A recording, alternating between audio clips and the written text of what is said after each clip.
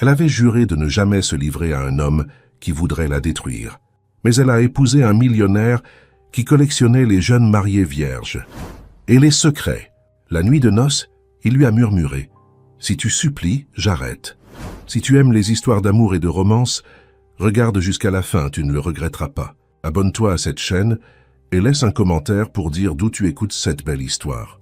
En continu, si cette histoire vous a intéressé, n'oubliez pas de vous abonner à notre chaîne et de nous dire de quelle ville vous nous regardez. Nous continuerons. La vie de Lucie Hélène de Villars avait toujours été trop silencieuse pour le XXIe siècle, élevée par sa grand-mère. Remède dans un mât perdu au milieu des collines du Luberon en Provence, où le temps semblait s'être arrêté à un moment donné du siècle dernier, elle apprit dès l'enfance que l'amour était plus dangereux que la solitude. Le mas Saint-Jérôme, avec ses murs de pierre de taille rose et ses cours remplis de bougainvilliers fanés, était un monument à la renonciation. 3 générations de femmes de Villars y avaient vécu, toutes marquées par la même promesse qui pesait désormais sur les épaules de Lucie Hélène comme une croix héritée. Le journal de sa grand-mère, gardé sous 7 verrous dans un coffre en cèdre orné de rubans de deuil noir, était le symbole majeur de cette promesse ancestrale. Lucie Hélène ne l'avait vue qu'une seule fois, quand elle avait 12 ans et que sa grand-mère l'avait assise devant la cheminée pour lui parler de ce que signifiait être une femme de Villars. Les pages jaunies par les larmes et le temps contenaient des mots qui s'étaient gravés dans sa mémoire comme du fer rouge. « L'impureté n'est pas une vertu, c'est une armure », avait écrit Remède d'une écriture tremblante. « Ne livre jamais ton corps sans avoir d'abord connu l'abîme de l'autre, car les hommes de Montaigne reviennent toujours, et quand ils trouvent la plus forte, ils tentent de la briser. » Lucie Hélène ne comprit pas alors ce que tout cela signifiait. Les Montaigne n'étaient qu'un nom que sa grand-mère prononçait avec un étrange mélange de haine et de nostalgie. Une famille puissante, propriétaire d'un empire hôtelier qui s'étendait de Paris jusqu'aux plages de la Côte d'Azur, avec des racines plongeant dans les troubles du Second Empire et les révolutions du XIXe siècle. Mais qu'avait-il à voir avec les femmes de Saint-Jérôme? Sa grand-mère ne voulut jamais tout expliquer. Elle répétait seulement chaque nuit avant de dormir que Lucie Hélène devait être prête, qu'un jour l'un d'eux viendrait, comme cela avait toujours été le cas, génération après génération. À 27 ans, Lucie Hélène attendait toujours sans savoir quoi. Elle vivait entre les murs du mas, comme une relique du passé, s'occupant des quelques hôtes qui venaient chercher la tranquillité ou une échappatoire au monde moderne. Le mas fonctionnait désormais comme une petite auberge rurale, la dernière tentative de Remède pour maintenir la propriété en vie, avant que la vieillesse ne l'oblige à céder le contrôle à sa petite-fille. Lucie Hélène cuisinait, nettoyait, arrangeait les chambres avec des draps de lin blanc et des vases de fleurs fraîches du jardin. Sa vie était une routine prévisible, presque monastique, et elle en était venue à se convaincre qu'il en serait ainsi pour toujours, jusqu'à ce qu'il arrive. C'était un mardi d'octobre lorsque la voiture noire s'arrêta devant l'entrée principale de Saint-Jérôme. Lucie Hélène était dans la cour, étendant du linge sous le soleil tiède du matin, lorsqu'elle entendit le moteur. Il n'attendait pas d'hôte ce jour-là. Elle s'essuya les mains sur son tablier et se dirigea vers l'entrée, pieds nus comme elle l'était souvent lorsqu'elle travaillait à la maison. L'homme qui descendit du véhicule était grand, vêtu d'un costume sombre qui semblait déplacé dans ce cadre rural. Il avait les cheveux noirs peignés en arrière, la mâchoire carrée et des yeux qui la regardèrent avec une intensité qui lui coupa le souffle. Des yeux d'un gris hivernal, coupant comme le fil d'un rasoir. « Bonjour », dit-il d'une voix profonde. « Je cherche mademoiselle Lucie Hélène de Villars. » Elle sentit un frisson parcourir son dos. Personne ne l'appelait mademoiselle. Au village, on la connaissait simplement comme la petite-fille de Dame Remède, la jeune femme du mas qui ne sortait jamais aux fêtes et n'avait pas de prétendant. « C'est moi », répondit-elle avec prudence sans s'approcher trop. « En quoi puis-je vous aider ?» L'homme l'observa en silence pendant quelques secondes, qui parurent une éternité. Il y avait quelque chose dans son regard qui la faisait se sentir nue, comme s'il pouvait voir à travers le tissu usé de sa robe de coton, à travers sa peau, jusqu'au secret qu'elle gardait au plus profond de son être. « Je m'appelle Adrien de Montaigne », dit-il finalement, « et je viens vous faire une proposition. » Le nom de famille tomba sur elle comme de l'eau glacée. Montaigne. Le nom que sa grand-mère prononçait avec ce mélange de haine et de nostalgie, le nom qui apparaissait sur les pages du journal interdit. Lucie Hélène recula instinctivement, mais Adrien leva une main dans un geste qui se voulait rassurant. « Ne vous effrayez pas, dit-il avec un sourire qui n'atteignit pas ses yeux. Je ne viens pas vous faire de mal, au contraire. Je viens vous offrir une porte de sortie de cet endroit. Une porte de sortie? Répéta Lucie Hélène, confuse. Je ne comprends pas. Adrien montra le mas d'un geste ample. Cet endroit tombe en ruine, mademoiselle de Villars. Les dettes s'accumulent, les impôts sont en retard. Votre grand-mère est malade, et vous travaillez jour et nuit pour maintenir cela en marche. Mais nous savons tous les deux que c'est une bataille perdue.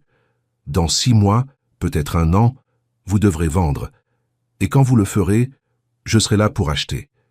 Mais je vous offre quelque chose de mieux. Quelque chose qui nous profitera à tous les deux. Lucie Hélène sentit que la rage commençait à remplacer la peur.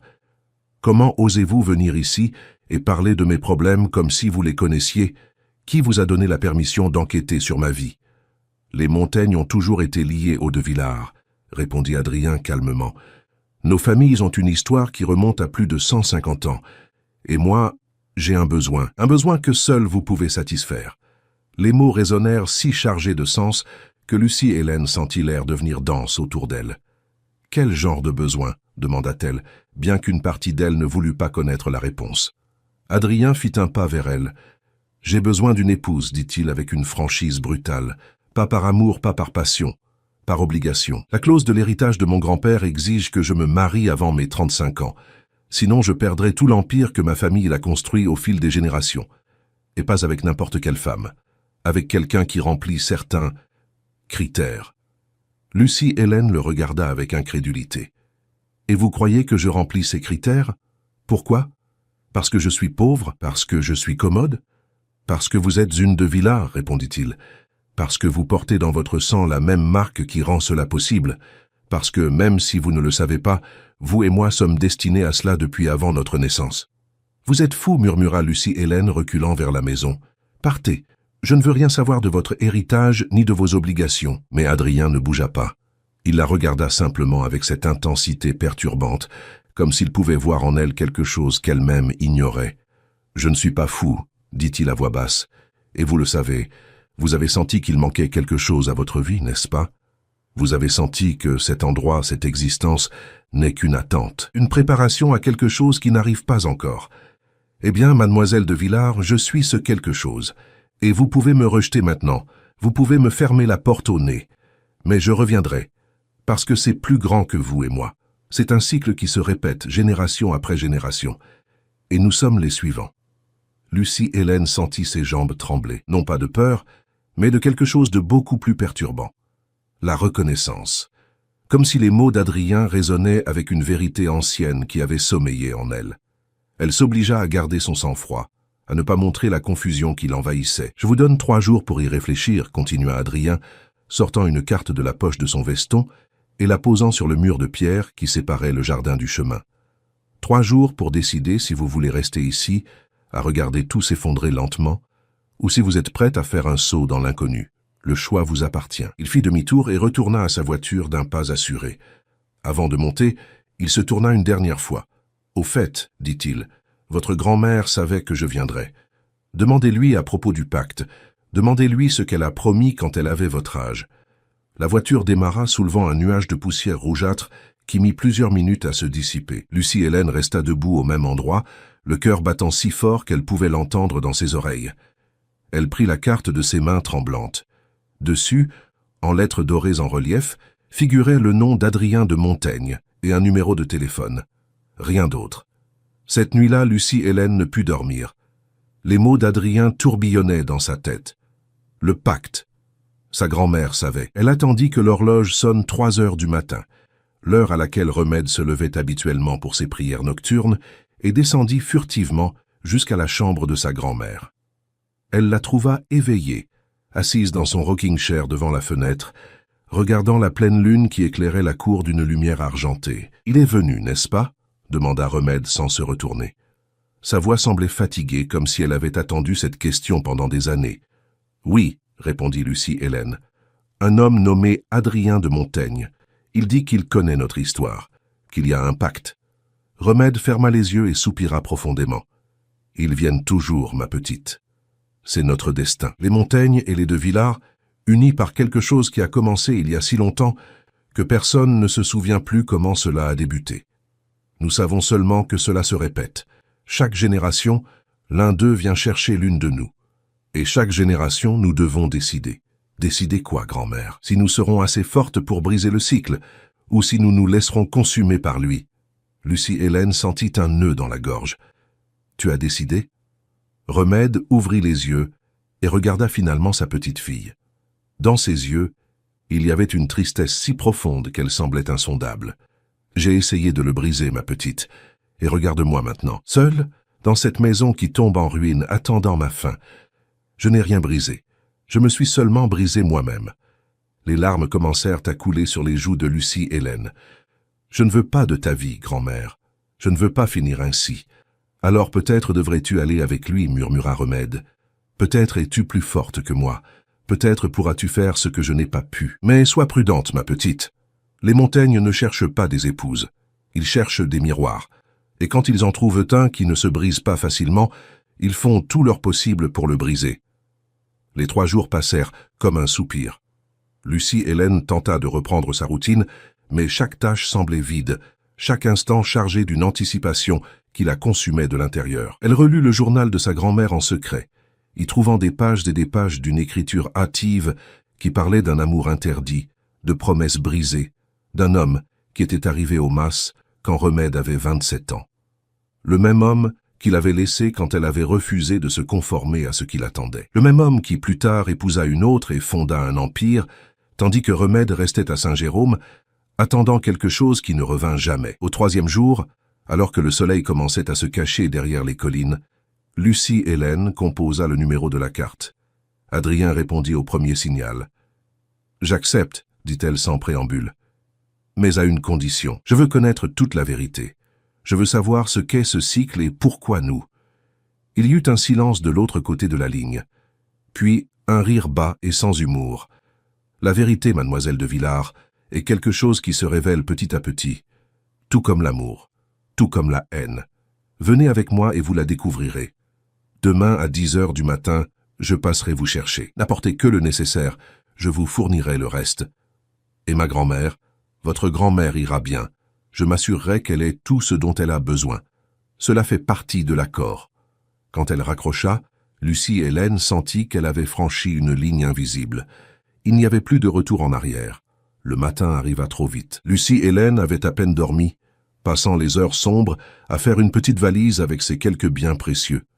Des vêtements simples, quelques photographies de sa mère dont elle se souvenait à peine, et une médaille de Notre-Dame de Lourdes qui avait appartenu à son arrière-grand-mère. En pliant chaque vêtement, elle sentait le regard de Remède sur elle, bien que sa grand-mère ne fût pas sortie de sa chambre depuis la conversation de l'aube. Lorsque la voiture noire apparut ponctuellement à 10 heures, Lucie Hélène attendait déjà sur le porche, sa valise à ses pieds. Adrien descendit du véhicule, mais cette fois il n'était pas seul. Il était accompagné d'un homme âgé, aux cheveux entièrement blancs et au costume impeccable, qui la regardait avec une expression impénétrable. « Monsieur Étienne Fournier » se présenta l'homme avec une légère inclinaison de tête. « Avocat de la famille de Montaigne depuis 40 ans. J'apporte les documents de l'accord matrimonial. »« Accord matrimonial » répéta Lucie Hélène, sentant que la réalité de la situation la frappait avec une force renouvelée. « N'allons-nous pas nous connaître d'abord? Sortir? Faire ?»« Il n'y a pas le temps pour ça, » l'interrompit Adrien d'une voix ferme. « La cérémonie aura lieu demain.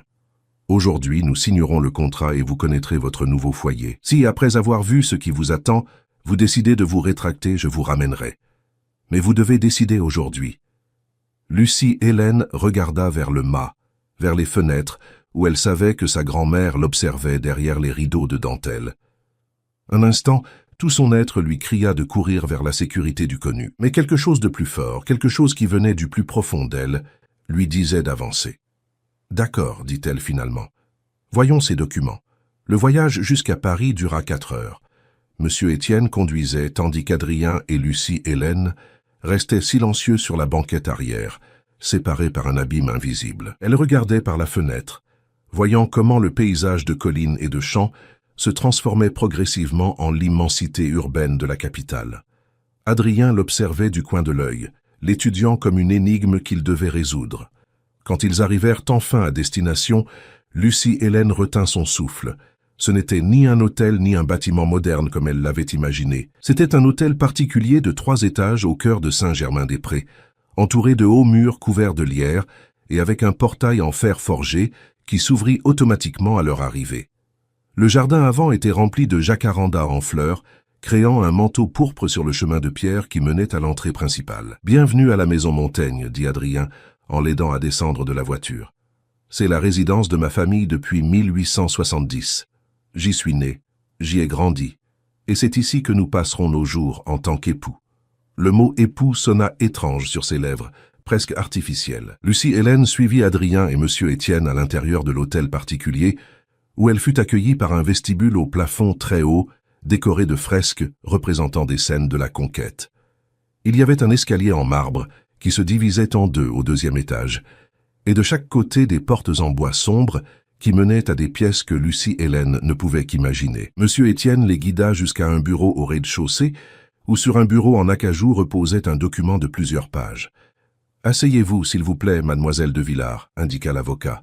« Nous devons examiner les clauses du mariage avant de procéder. » Lucie-Hélène s'assit sur une chaise en cuir et prit le document de ses mains tremblantes. En lisant, elle sentait l'incrédulité se mêler à une sensation croissante d'irréalité. Le contrat stipulait qu'elle deviendrait l'épouse légale d'Adrien de Montaigne, avec tous les droits et obligations que cela impliquait. Elle aurait accès aux comptes bancaires de la famille, recevrait une allocation mensuelle généreuse, et en cas de séparation, une compensation économique substantielle lui était garantie. Tout semblait raisonnable jusqu'à la page 3. « Article 7 », lut-elle à voix haute, sentant sa voix trembler.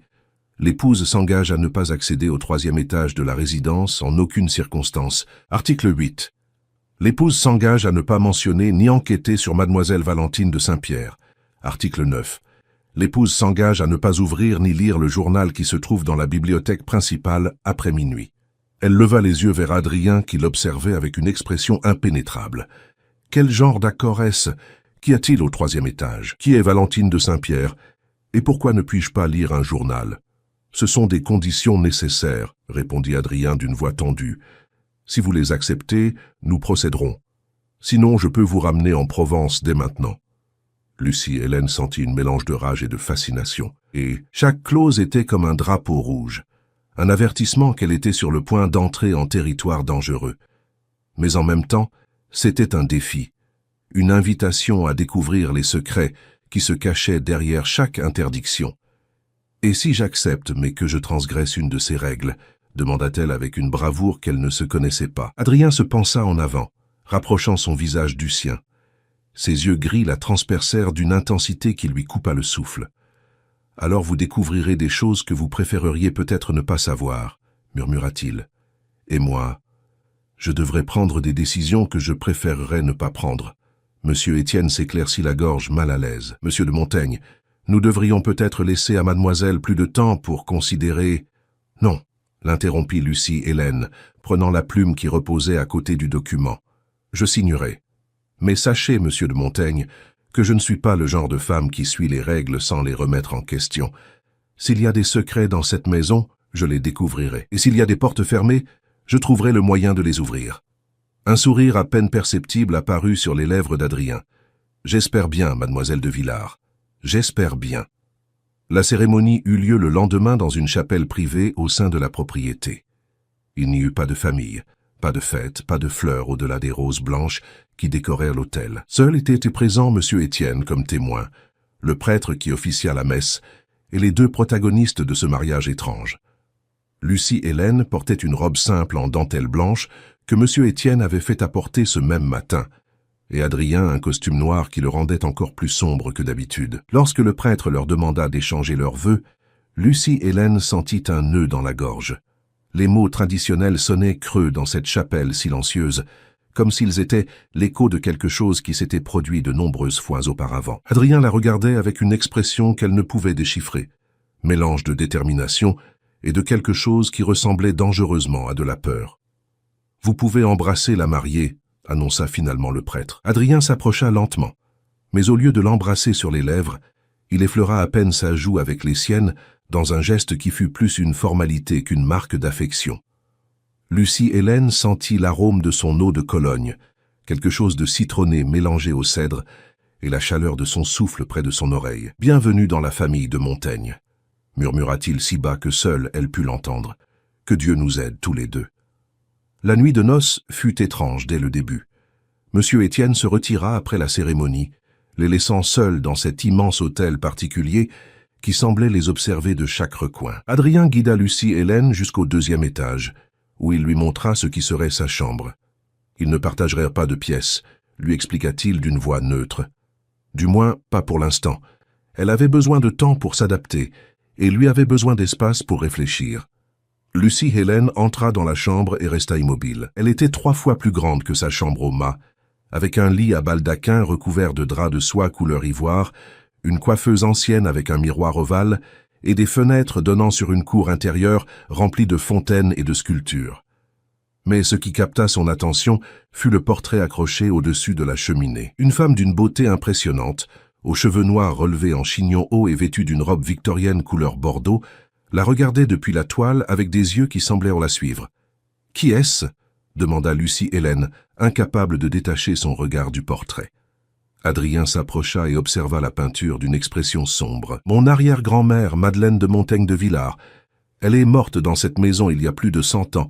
On dit qu'elle n'a jamais été heureuse dans son mariage, qu'elle a toujours attendu quelque chose qui n'est jamais venu. »« De Villars » répéta Lucie Hélène, sentant un frisson. « Comme mon nom de famille.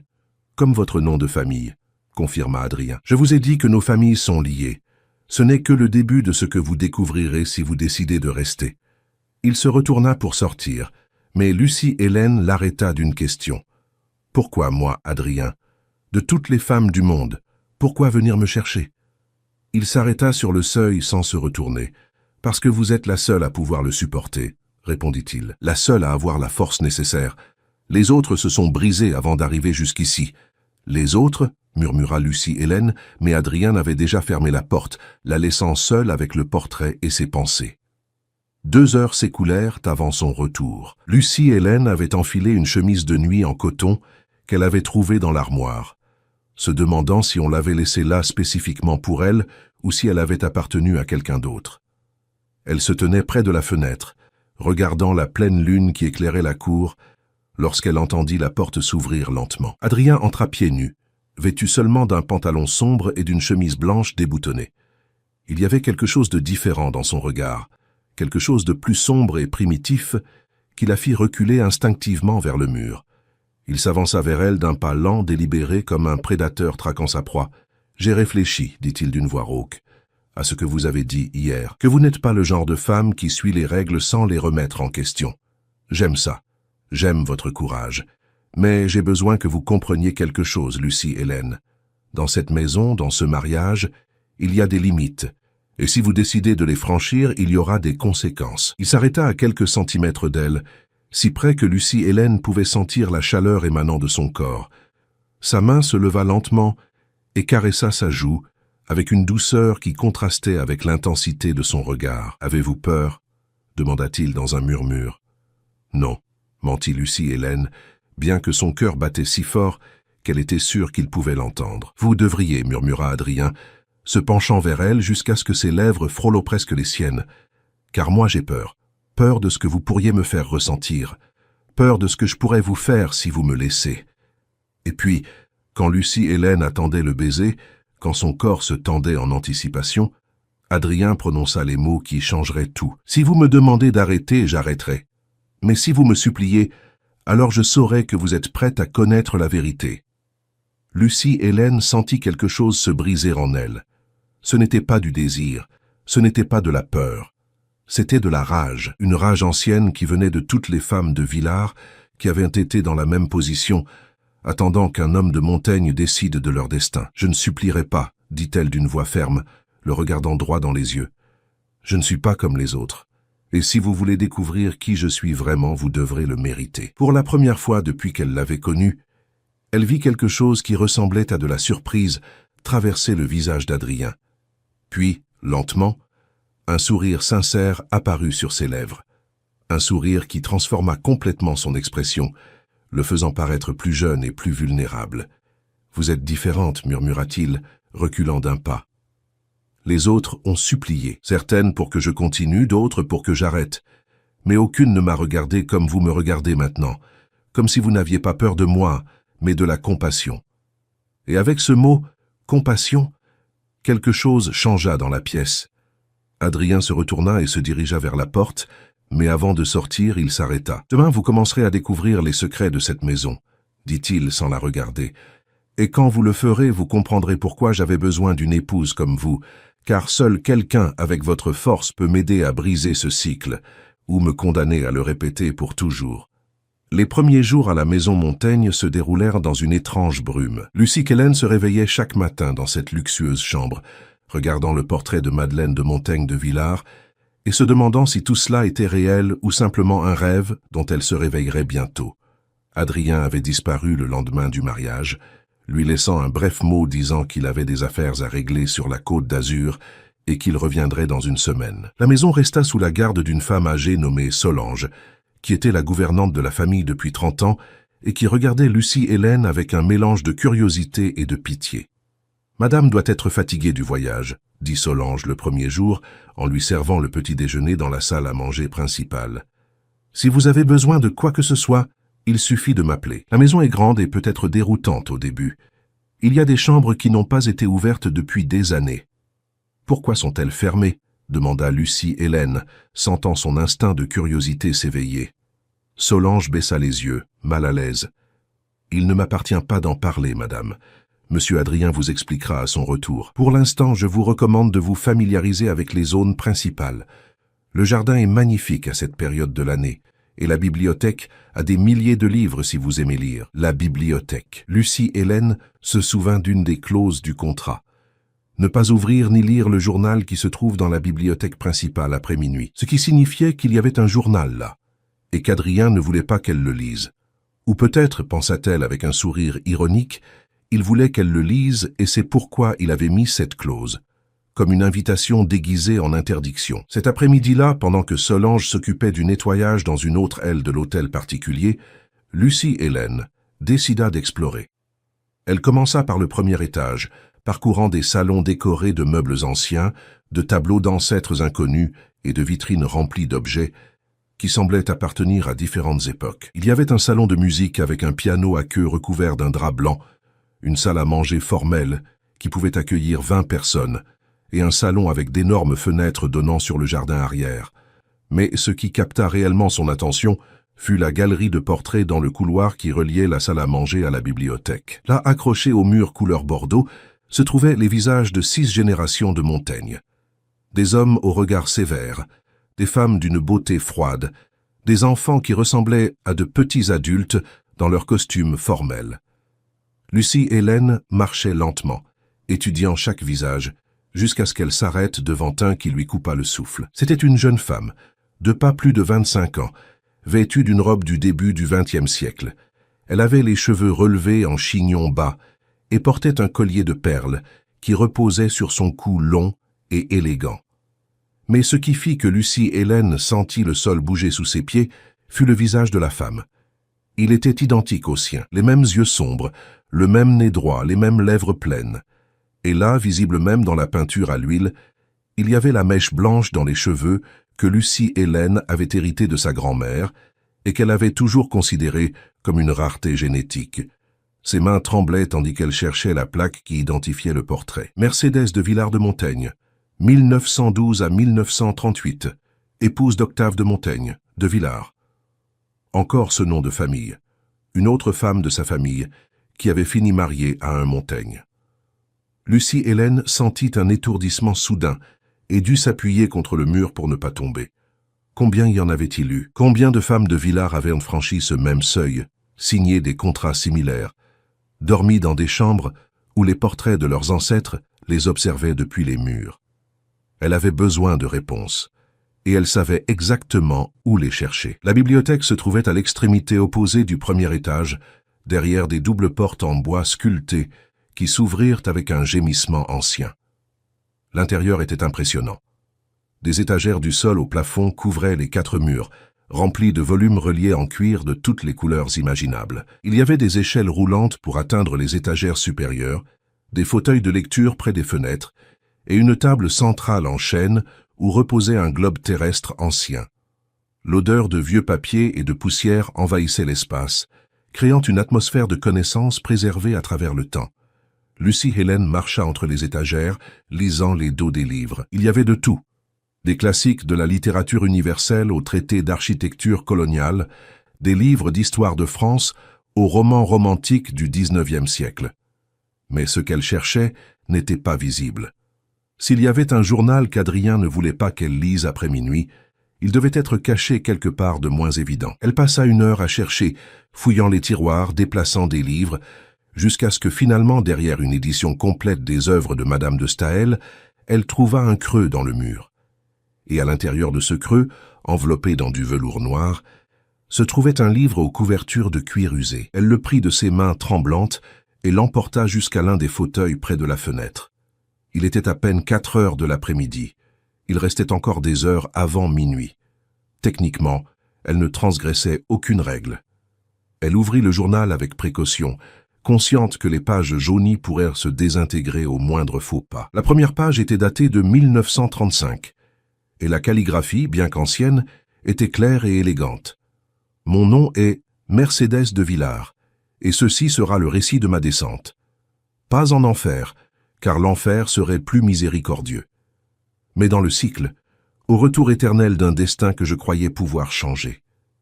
Lucy Helen sentit un frisson lui parcourir le dos. Elle continua à lire page après page, tandis que le soleil se déplaçait lentement dans le ciel et que les ombres de la bibliothèque s'allongeaient. Mercedes écrivait sur son arrivée à la maison Montaigne, sur un contrat matrimonial presque identique à celui que Lucy Helen avait signé, sur un époux froid et distant, qui la regardait comme s'il cherchait en elle quelque chose qu'il ne parvenait pas à trouver. « J'ai découvert quelque chose de terrible », disait une entrée de plusieurs mois plus tard. « Au 3e étage, où je ne suis pas censé entrer, il y a une pièce, et dans cette pièce, il y a des portraits, des dizaines d'entre eux, toutes des femmes, toutes avec la même mèche blanche dans les cheveux, toutes des de Villars, et sous chaque portrait, une date d'entrée et une date de sortie, comme si nous étions du bétail marqué pour le sacrifice. » Les mains de Lucy Helen tremblaient tant qu'elle dut poser le journal sur ses genoux. Qu'est-ce que cela signifiait? Combien de femmes étaient passées par là? Et qu'est-ce qui leur était arrivé à toutes? Elle continua à lire jusqu'à la dernière entrée, datée à peine 3 jours avant la date qui apparaissait comme jour de sortie, sur la plaque qu'elle avait vue sur le portrait. Octave m'a finalement dit la vérité. Les Montagnes sont maudits, ou peut-être bénis selon la façon dont on le regarde. Chaque génération doit épouser une de Villars.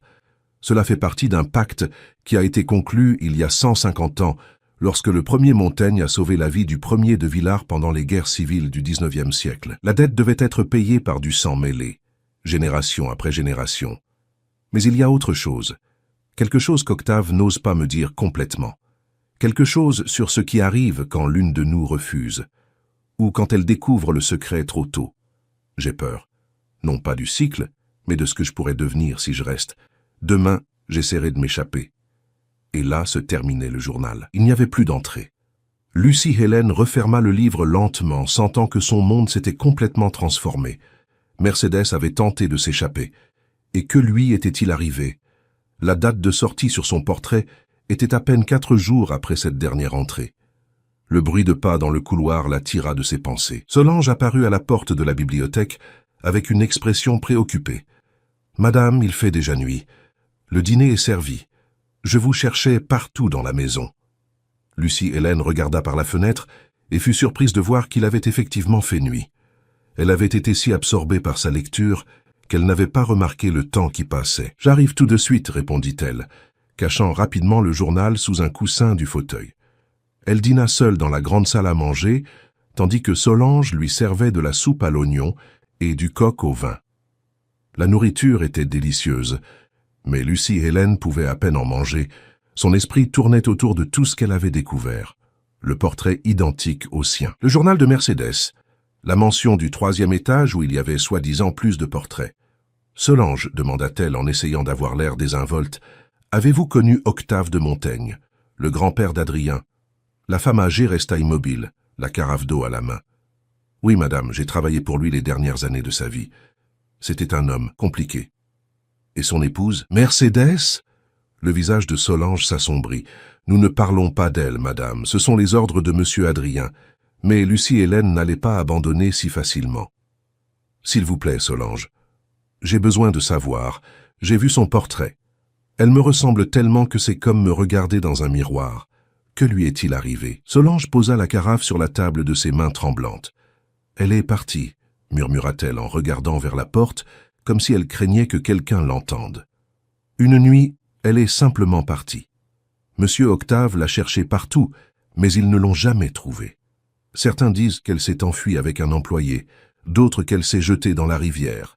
Mais moi, je crois qu'elle est toujours vivante, parce que parfois, quand je marche dans les couloirs la nuit, je sens qu'il y a quelqu'un d'autre ici, comme si les murs gardaient des souvenirs. Cette nuit-là, Lucie Hélène ne put dormir.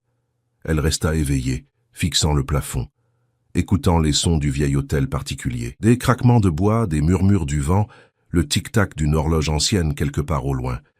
Et puis, juste au moment où l'horloge sonnait minuit, elle entendit quelque chose de différent. Des pas doux qui venaient du couloir. Elle se leva lentement et s'approcha de la porte. Elle l'entr'ouvrit à peine et regarda dehors. Le couloir était vide, éclairé seulement par la lumière de la lune qui entrait par les fenêtres. Mais il y avait quelque chose sur le sol. Une enveloppe blanche qui n'avait certainement pas été là quand elle s'était couchée. Lucie Hélène la ramassa de ses mains tremblantes. Il n'y avait pas d'expéditeur, seulement son nom écrit d'une calligraphie ancienne et élégante. Elle l'ouvrit et en retira une seule feuille de papier. Le message était bref mais terrifiant. Celles qui cherchent la vérité doivent être prêtes à en payer le prix. Le 3e étage vous attend. Mais soyez prudente. Certaines portes, une fois ouvertes, ne peuvent plus se refermer. Il n'y avait pas de signature. Lucie Hélène regarda des deux côtés du couloir, cherchant un indice de qui avait laissé l'enveloppe. Mais elle était seule, complètement seule dans cette immense maison pleine de secrets. Elle glissa le papier dans la poche de sa chemise de nuit et retourna au lit, sachant que le sommeil ne viendrait pas cette nuit-là. Car elle avait maintenant une décision à prendre. Suivre les règles et vivre dans l'ignorance, ou les enfreindre et découvrir ce qui diable se passait à la maison Montaigne. Le matin arriva avec un soleil timide qui éclairait à peine les rideaux de velours de sa chambre. Lucie Hélène s'était endormie à l'aube, épuisée par les heures de veille et les pensées qui tourbillonnaient dans sa tête. Quand elle se réveilla enfin, elle trouva un plateau de petit déjeuner devant sa porte et un mot de Solange disant qu'elle était sortie faire des courses et reviendrait dans l'après-midi. C'était l'occasion parfaite. Lucie Hélène s'habilla rapidement d'une robe simple en coton et sortit de sa chambre. Le couloir du 2e étage s'étendait devant elle, silencieux et apparemment vide. Au bout, juste avant que le couloir ne tourne à gauche, il y avait un escalier plus étroit qui montait vers le 3e étage. L'escalier qu'on lui avait interdit d'utiliser. Elle s'approcha lentement, sentant que chaque pas était une trahison au contrat qu'elle avait signé. Mais en même temps, elle sentait qu'elle n'avait pas le choix. Les mots du journal de Mercedes résonnaient dans son esprit. Au 3e étage, il y a une pièce. Et dans cette pièce, il y a des portraits. Des dizaines d'entre eux, toutes des femmes, toutes avec la même mèche blanche dans les cheveux. L'escalier craquait sous ses pieds tandis qu'elle montait. Les murs étaient recouverts de papier peint ancien avec un motif de rose fané, et l'air sentait l'humidité et l'oubli. En arrivant au palier supérieur, elle se trouva devant un couloir beaucoup plus court que ceux des étages inférieurs. Il n'y avait que 3 portes, toutes fermées. Elle s'approcha de la première et tourna la poignée. Elle était ouverte. L'intérieur était une pièce vide, sans meubles ni décoration. Juste de la poussière et de la lumière filtrée à travers des persiennes cassées. La 2e porte céda également facilement, révélant ce qui semblait avoir été une chambre d'enfant, avec un berceau ancien dans un coin et des jouets en bois recouverts de toiles d'araignée. Mais la 3e porte était différente. Elle avait une serrure ancienne et le bois était peint en noir, contrastant avec la couleur claire des 2 autres. Lucie Hélène tenta de tourner la poignée, mais elle était bloquée. Elle chercha dans les poches de sa robe, bien qu'elle sût qu'elle n'avait pas de clé. Et puis elle se souvint de quelque chose qu'elle avait vu dans sa chambre. La coiffeuse ancienne avait plusieurs petits tiroirs et dans l'un d'eux, elle avait trouvé d'anciennes clés qu'elle pensait inutiles. Elle descendit en courant dans sa chambre, sortit les clés du tiroir et retourna au 3e étage. Elle les essaya une par une, jusqu'à ce que finalement, avec un clic satisfaisant, la 4e clé tourne dans la serrure. La porte s'ouvrit lentement révélant une pièce circulaire qui devait occuper toute la tour est de l'hôtel particulier. Lucie Hélène entra et retint son souffle. Les murs étaient entièrement recouverts de portraits. Des dizaines d'entre eux, comme Mercédès l'avait décrit, des femmes de différentes époques, vêtues des costumes de leur temps, mais toutes avec un trait en commun. La mèche blanche dans les cheveux, et sous chaque portrait, une petite plaque avec des noms, des dates d'entrée et des dates de sortie. Elle marcha lentement autour de la pièce, lisant les plaques. Espérance de Villard-de-Montaigne, 1872 à 1874. Consuelo de Villard-de-Montaigne, 1895 à 1898. Remède de Villard, 1952 à 1953. Elle s'arrêta net devant ce dernier nom. Remède. Sa grand-mère. Mais c'était impossible. Sa grand-mère ne s'était jamais mariée avec un Montaigne. Elle n'avait jamais quitté le Mas Saint-Jérôme. Ou du moins, c'est ce qu'on lui avait toujours dit. De ses mains tremblantes, elle s'approcha davantage du portrait. C'était sa grand-mère, sans aucun doute. Beaucoup plus jeune, avec des cheveux noirs de jais, à l'exception de la mèche blanche caractéristique, vêtue d'une robe des années 50. Mais la date de sortie était à peine un an après la date d'entrée. Que s'était-il passé? Pourquoi sa grand-mère ne lui avait-elle jamais raconté qu'elle avait été mariée à un Montaigne? Et alors, elle comprit. Les mots de sa grand-mère résonnèrent dans sa mémoire. « J'ai essayé de le briser, ma petite, et regarde-moi maintenant, seule, dans cette maison qui tombe en ruine, attendant ma fin. Je n'ai rien brisé, je me suis seulement brisé moi-même. Sa grand-mère avait été ici, elle avait fait partie du cycle, et elle s'était échappée, retournant au mât où elle avait passé le reste de sa vie, espérant que le cycle ne la rattraperait pas de nouveau. Mais il y avait un autre portrait qui attira son attention. Il était à un endroit proéminent, juste en face de l'entrée. Une belle femme aux cheveux blonds et aux yeux clairs, vêtue d'une robe moderne d'il y a quelques années seulement. La plaque indiquait « Valentine de Saint-Pierre 2019 à 2020, fiancée d'Adrien de Montaigne, fiancée, pas épouse. » Et elle n'avait pas la mèche blanche. Ce n'était pas une de Villard. Lucie Hélène sentit une pointe de quelque chose qui ressemblait dangereusement à de la jalousie. Qui était cette femme? Et que lui était-il arrivé? Elle entendit le bruit d'une voiture s'approcher de l'entrée principale. Son cœur commença à battre fort. Adrien était revenu plus tôt que prévu. Elle sortit rapidement de la pièce circulaire, ferma la porte à clé et descendit en courant au 2e étage. Elle venait à peine d'arriver dans sa chambre et de ranger les clés lorsqu'elle entendit la voix d'Adrien dans le vestibule. « Lucie Hélène » appela-t-il. « Où êtes-vous » Elle prit une profonde inspiration pour se calmer et sortit de sa chambre avec le sang-froid qu'elle put rassembler. « Je suis là » répondit-elle en descendant l'escalier principal. « Je ne vous attendais pas si tôt. » Adrien l'observa avec ses yeux gris perçants qui semblaient pouvoir lire son âme. « J'ai terminé mes affaires plus tôt que prévu, dit-il. J'avais besoin de revenir. J'avais besoin de vous voir. » Il y avait quelque chose de différent chez lui. Une tension dans ses épaules, une ombre dans son regard qui n'avait pas été là auparavant. Il s'approcha d'elle et prit sa main avec une délicatesse qui la surprit. « Avez-vous été bien? Solange a-t-elle pris soin de vous ?»« Oui, » mentit Lucie Hélène. « J'ai exploré la maison. Elle est magnifique. »« Seulement les zones autorisées ?» demanda Adrien avec un sourire qui n'atteignit pas ses yeux.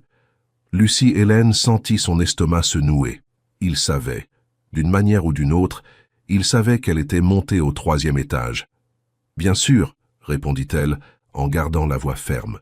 « Seulement les zones autorisées. » Adrien soutint son regard pendant un moment qui parut une éternité. Puis il hocha lentement la tête.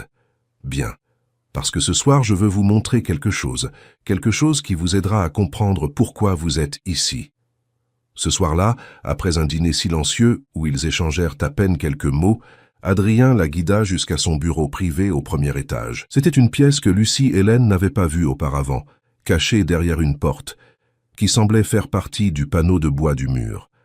L'intérieur était austère, avec un bureau en chêne, des étagères remplies de documents et un coffre-fort dans le coin.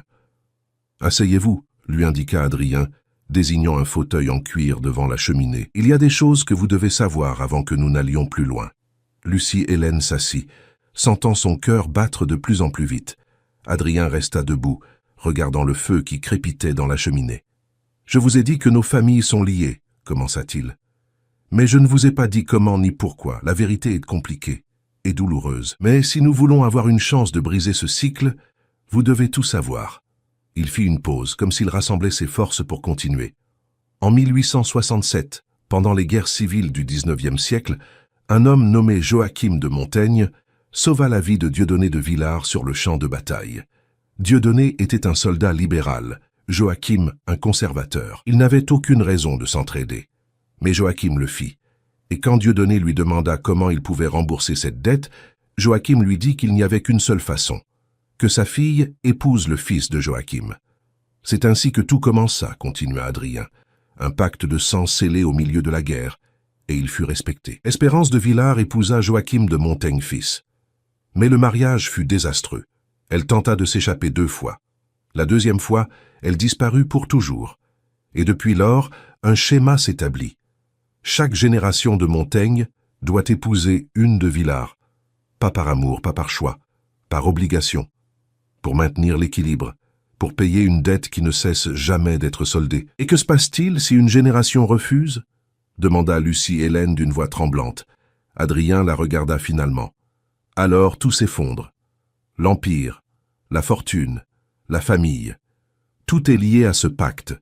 Mon grand-père le savait. C'est pourquoi il a spécifié dans son testament que je devais épouser une de Villars avant mes 35 ans. J'ai essayé de l'éviter.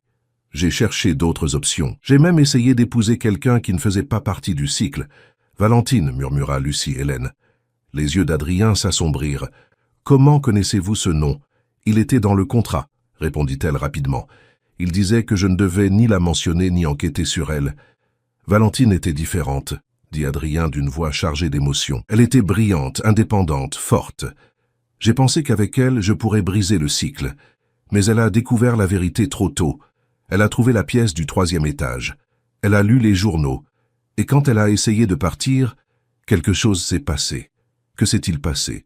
Demanda Lucie Hélène, bien qu'elle ne soit pas sûre de vouloir connaître la réponse. Elle est tombée, dit Adrien en fermant les yeux. Nous discutions sur le balcon de sa chambre.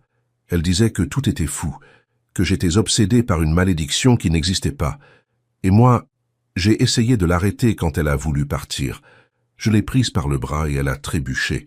Elle est tombée dans les escaliers. Ce ne fut pas intentionnel, mais elle s'est gravement blessée. Elle a passé des mois à l'hôpital, et quand elle s'est enfin réveillée, elle n'a plus voulu me revoir.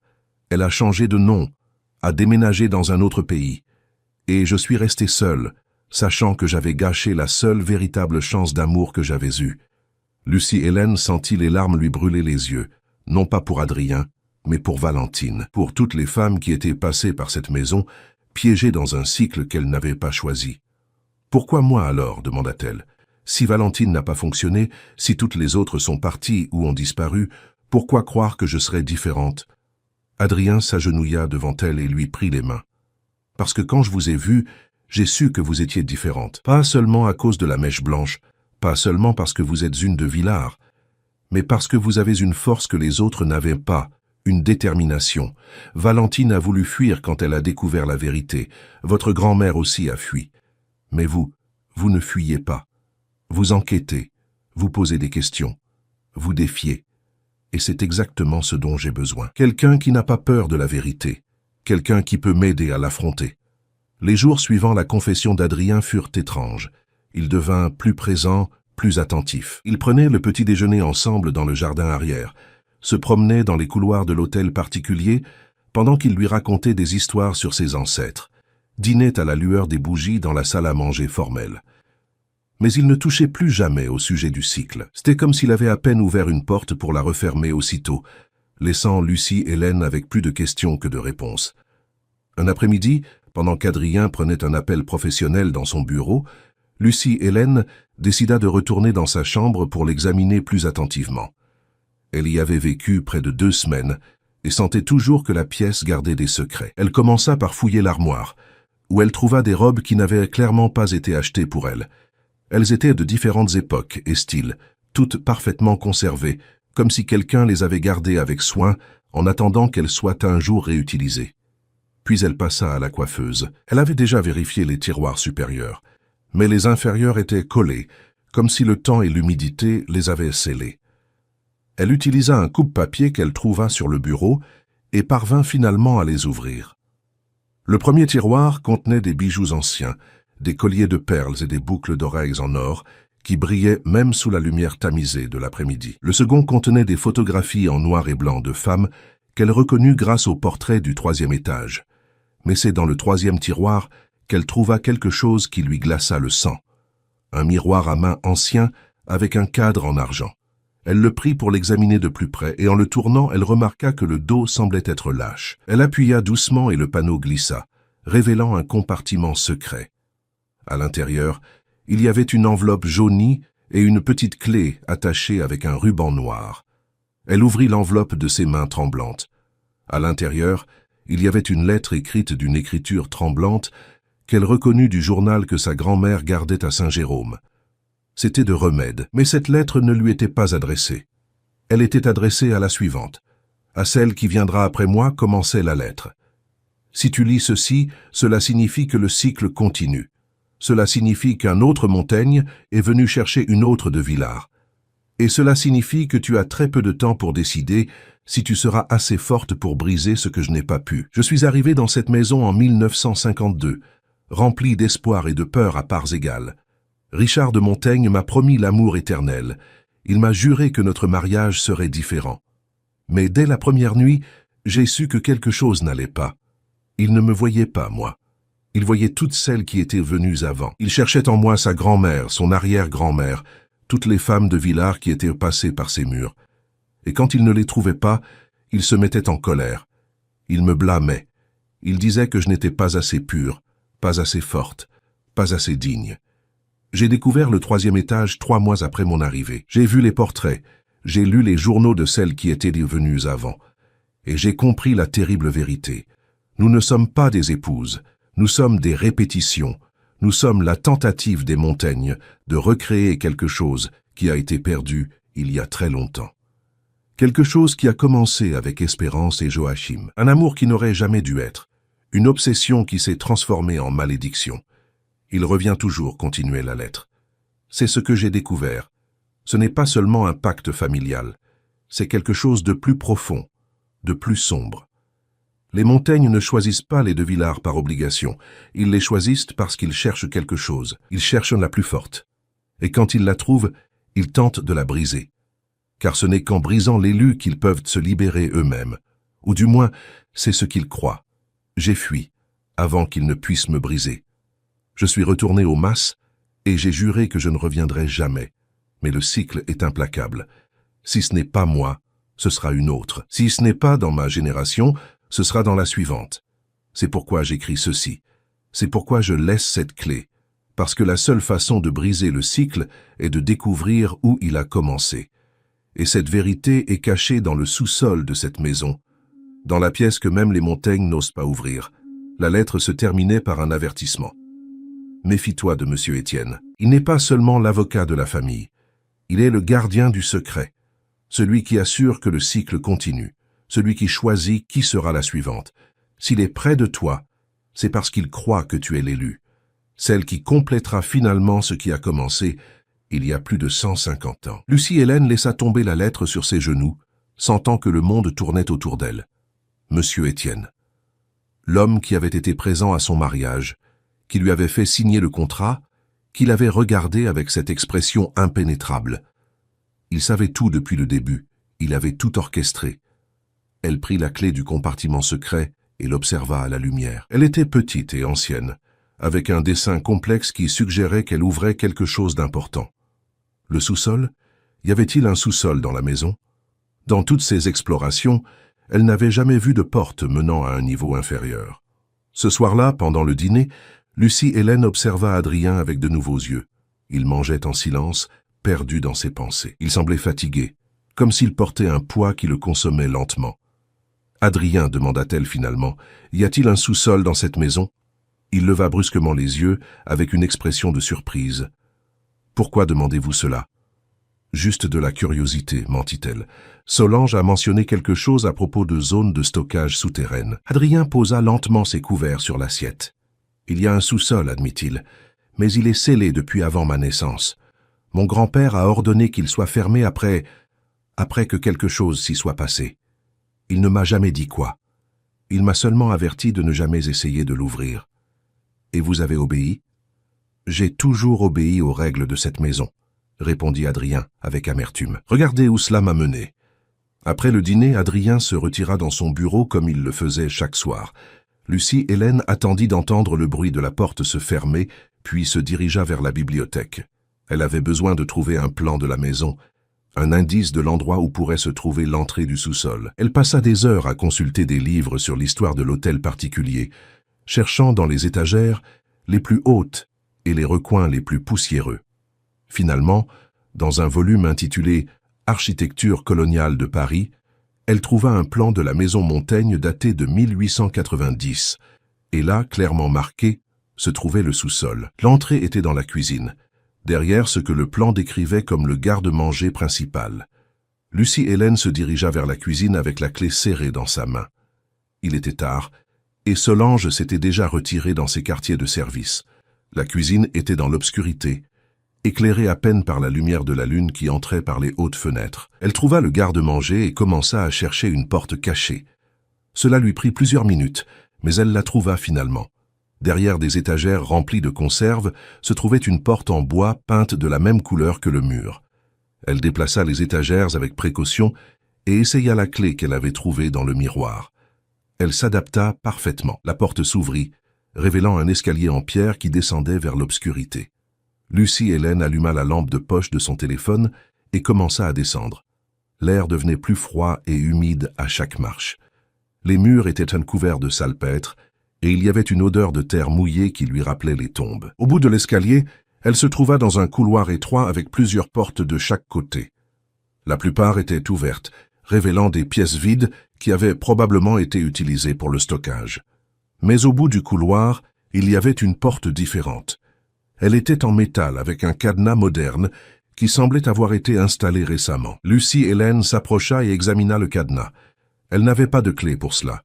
Mais à côté de la porte, clouée au mur avec un clou rouillé, il y avait une enveloppe. Elle la prit et l'ouvrit. À l'intérieur, il y avait une photographie et un document. La photographie montrait deux jeunes hommes identiques, debout devant l'hôtel particulier. L'un souriait à l'appareil avec confiance. L'autre regardait ailleurs avec une expression distante. Au verso de la photo, d'une écriture hâtive, il était écrit « Adrien et Sébastien de Montaigne, 1990 ». Lucie Hélène sentit son cœur s'arrêter. Adrien avait un frère jumeau? Il ne l'avait jamais mentionné.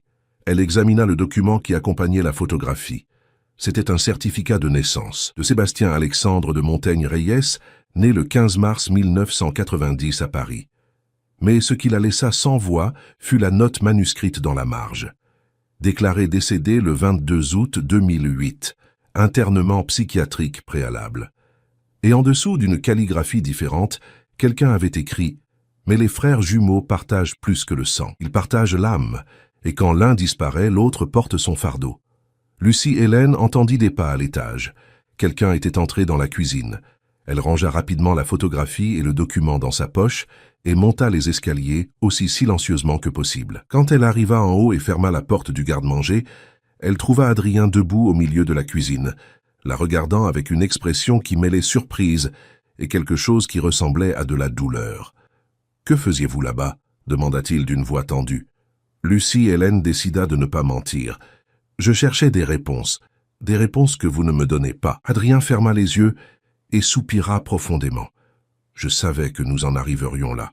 Je savais que vous découvririez des choses que je préférerais garder cachées. « Qui est Sébastien » demanda Lucie Hélène directement. L'expression d'Adrien se transforma complètement.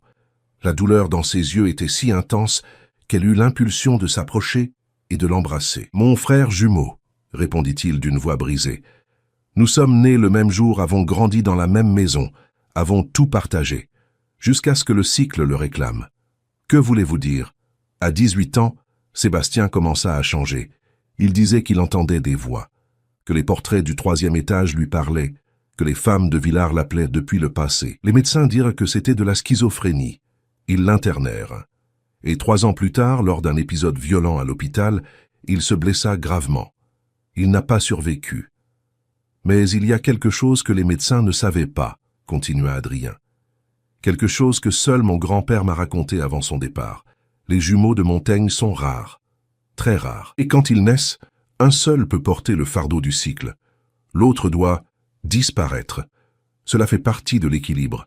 Sébastien a essayé de résister. Et le cycle l'a détruit.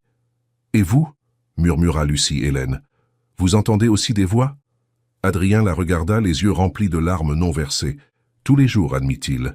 Chaque nuit, je m'endors en les écoutant. Et chaque matin, je me réveille en me demandant si ce sera le jour où je perdrai finalement la raison, comme mon frère l'a perdue. C'est pourquoi j'ai besoin de briser le cycle, Lucie Hélène, avant qu'il ne soit trop tard, avant que je ne devienne ce qu'il est devenu. » La révélation sur Sébastien changea tout entre Lucie Hélène et Adrien. Cette nuit-là, après la confession dans la cuisine, il ne la laissa pas seule. Ils s'assirent ensemble dans la bibliothèque jusqu'à l'aube, tandis qu'il lui racontait des histoires sur son frère.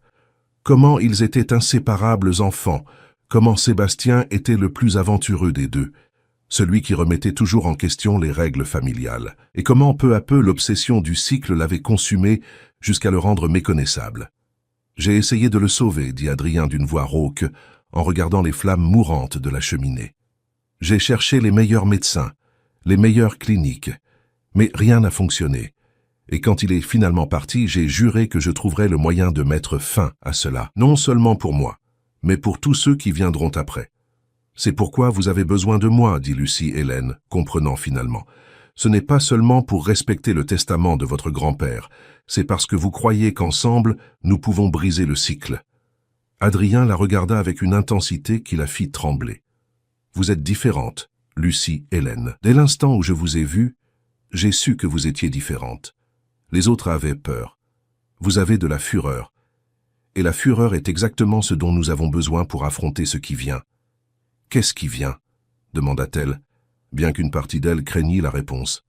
Monsieur Étienne, répondit Adrien, il est la pièce finale du puzzle, le gardien du secret, et il viendra bientôt réclamer ce qu'il croit lui appartenir. Les jours suivants furent tendus. Lucie Hélène et Adrien devinrent des alliés au lieu d'étrangers contraints à un mariage de convenance. Ensemble, ils examinèrent les archives familiales, lurent d'anciennes lettres, étudièrent les journaux des femmes qui avaient vécu dans la maison auparavant. Et dans chaque document, ils trouvèrent la même signature à la fin. Étienne Fournier comme témoin, comme notaire, comme gardien de la vérité. Il a été présent à chaque génération, dit Adrien un après-midi en examinant des documents dans son bureau. Mon grand-père l'a connu quand il était jeune. Mon arrière-grand-père aussi. C'est comme s'il ne vieillissait pas, comme s'il était lié au cycle autant que nous. Croyez-vous que c'est possible ? Demanda Lucie Hélène. Qu'une personne puisse vivre aussi longtemps ? Dans cette famille, répondit Adrien avec amertume, j'ai appris que tout est possible. L'impossible n'est que ce que nous n'avons pas encore vu. Une semaine après avoir trouvé la photographie de Sébastien, ils reçurent un appel. C'était Monsieur Étienne. Il informa qu'il viendrait leur rendre visite le lendemain pour examiner des documents légaux liés à l'héritage. Sa voix semblait aimable, presque paternelle. Mais Lucie Hélène sentit un frisson en l'entendant. Cette nuit-là, elle ne put dormir. Elle resta éveillée, fixant le portrait de Madeleine de Montaigne de Villars, se demandant quel secret cette femme connaissait, ce qu'elle avait vu de son temps dans cette maison. Et puis, juste au moment où l'horloge sonnait 3 heures du matin, quelque chose d'étrange se produisit. Le miroir de la coiffeuse commença à s'embuer, comme si quelqu'un avait respiré dessus. Lucie Hélène se leva lentement du lit et s'approcha. Dans le miroir embué, comme si une main invisible l'avait écrit, apparurent 3 mots. Ne fais confiance à personne. Le cœur de Lucie Hélène battait si fort qu'elle pouvait l'entendre dans ses oreilles. « Qui » murmura-t-elle au miroir. « Qui êtes-vous » Mais le message s'évanouit lentement, ne laissant que son reflet tremblant dans l'obscurité. Monsieur Étienne arriva exactement à 10 heures du matin le lendemain. Il portait le même costume impeccable que d'habitude, tenait une mallette en cuir ancienne, et son sourire était courtois, mais n'atteignait pas ses yeux. « Bonjour, messieurs, dames de Montaigne », salua-t-il en entrant dans le vestibule, comme s'il était le propriétaire de la maison. « J'espère que le mariage se déroule de manière satisfaisante. » Lucie Hélène et Adrien le reçurent dans le salon principal. Elle remarqua qu'Adrien était tendu, les épaules raides et la mâchoire serrée. « Passons à mon bureau, » dit Adrien d'une voix contrôlée. « Là, nous pourrons parler plus en privé. » Une fois dans le bureau, M. Étienne ouvrit sa mallette et en sortit plusieurs documents. Mais avant de commencer les affaires légales, il se pencha en arrière sur sa chaise et observa Lucie Hélène avec une intensité perturbante. « Madame de Montaigne, dit-il, avez-vous été à l'aise dans cette maison? Avez-vous exploré ses recoins? Avez-vous découvert ses secrets? J'en ai découvert suffisamment, répondit Lucie Hélène en gardant la voix ferme. J'ai découvert que cette famille a une longue histoire de tromperie et de manipulation, et que vous en avez fait partie pendant des générations. Monsieur Étienne rit doucement. Vous êtes plus perspicace que je ne le pensais. C'est bien. Très bien. Cela signifie que vous êtes prête pour la vérité complète. Nous connaissons déjà la vérité, interrompit Adrien. Nous connaissons le pacte. Nous connaissons les femmes de Villars. Nous savons tout. Vraiment? Demanda M. Étienne en haussant un sourcil. Savez-vous pourquoi le pacte doit être accompli? Savez-vous ce qui se passe s'il n'est pas terminé? Savez-vous quel est son véritable but? Il se leva et marcha vers la fenêtre, regardant le jardin. Le pacte n'a pas été conclu par dette d'honneur, dit-il lentement. C'est juste l'histoire que l'on raconte. La vérité est beaucoup plus ancienne et beaucoup plus sombre. Joachim de Montaigne n'a pas sauvé Dieudonné de Villars par bonté.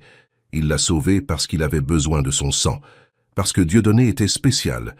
Il avait quelque chose que les Montaigne avaient perdu des générations auparavant, la capacité de voir au-delà du voile. Il se tourna vers eux avec une expression que Lucie Hélène ne put déchiffrer. Les de Villars ont un don. Ils peuvent apercevoir des choses que les autres ne peuvent pas.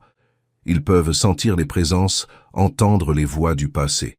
C'est pourquoi toutes les femmes de votre famille qui sont entrées dans cette maison ont été affectées. La maison les reconnaît, les appelle. Et les Montaigne, avec leur obsession et leur folie héréditaire, ont besoin de ce don pour compléter le cycle. Compléter quel cycle? Demanda Lucie Hélène, sentant que la peur commençait à remplacer la rage. Monsieur Étienne sourit. Le cycle de la résurrection. Espérance de Villars n'a jamais disparu. Son esprit est resté piégé dans cette maison lorsqu'elle a tenté de s'échapper. Et depuis, chaque femme de Villars qui entre ici est une opportunité pour elle de revenir. Chacune est un réceptacle potentiel, et quand la bonne arrivera enfin, celle qui sera assez forte pour la contenir, Espérance renaîtra. Et avec elle, elle apportera le secret qu'elle a emporté en partant. Quel secret? Demanda Adrien d'une voix tremblante. L'emplacement de la fortune originale des Montaigne, répondit M. Étienne. Une fortune qui rend tout ce qu'il possède maintenant insignifiant. Espérance l'a cachée avant de disparaître en guise de vengeance pour sa captivité. Et seule elle sait où elle se trouve. C'est pourquoi j'ai dédié ma vie à assurer que le cycle continue. C'est pourquoi j'ai choisi avec soin chaque femme de Villars qui entre dans cette maison, espérant trouver la bonne. Et vous croyez que c'est moi, dit Lucie Hélène, d'une voix à peine audible. Monsieur Étienne la regarda avec un sourire à glacer le sang. Je crois que vous, Madame de Montaigne, êtes l'élue, vous avez la force de votre grand-mère, la détermination de Mercédès, la bravoure de toutes celles qui sont venues avant. Et plus important encore, vous avez la mèche blanche la plus prononcée que j'ai vue depuis des générations. Cette marque n'est pas seulement génétique, elle est spirituelle. C'est le signe que vous pouvez contenir deux âmes dans un corps. C'est de la folie, dit Adrien en se levant brusquement. Je ne vous permettrai pas d'utiliser mon épouse pour vos délires. Ce n'est pas votre décision, répondit M. Étienne calmement. Le rituel a déjà commencé le jour où elle a franchi le seuil de cette maison. Le jour où elle a dormi dans la chambre de Madeleine. Le jour où elle a lu les journaux. Chaque action l'a préparée. Et bientôt, très bientôt, Espérance se réveillera en elle. Lucie Hélène sentit la pièce tourner.